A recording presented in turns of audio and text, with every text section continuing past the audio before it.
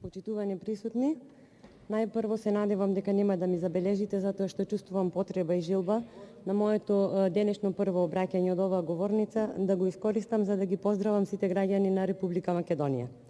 Во однос на точката за избор на председател на Собранието на Република Македонија, со жалење можам и морам да го констатирам следното. Каква предизборна кампања, такви избори и такви институции.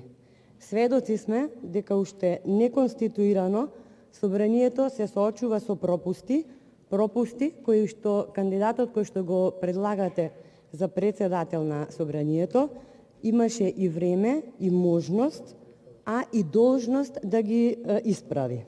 Од толку иштанцани закони, на брзина донесени уредби, ние денес се соочуваме со насушна потреба за уредување на деловникот, кој што значи функционалност на најзначајниот законодавниот дом.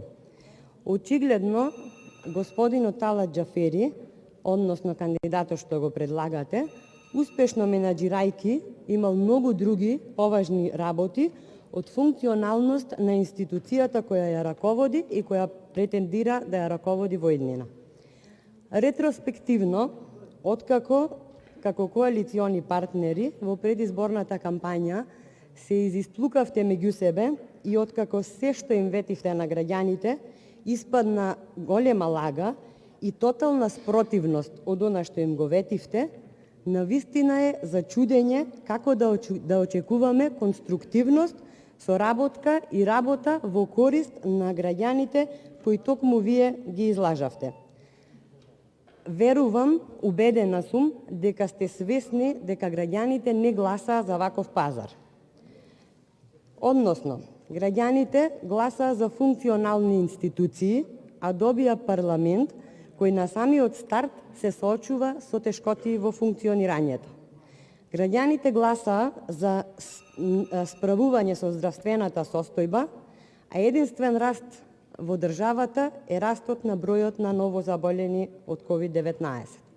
Граѓаните гласаа за квалитетно образование, а е сосема неизвестно дали и како ќе започне учебната година.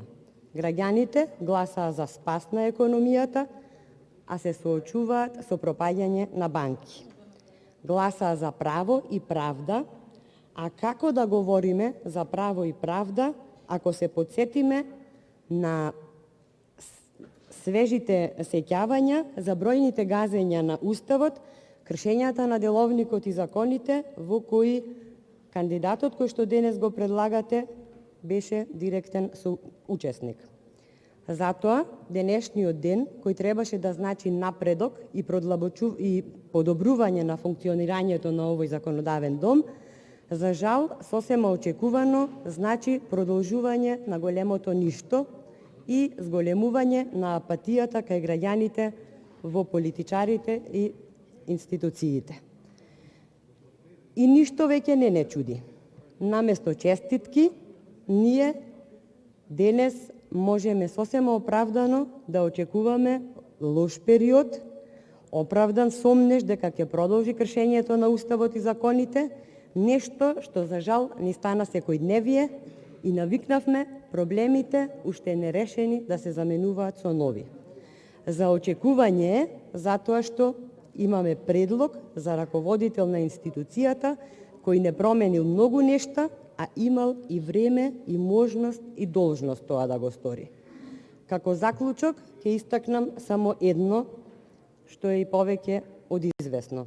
Следува тежок период за Република Македонија и македонските граѓани. Господа ни е на помош, ви благодарам.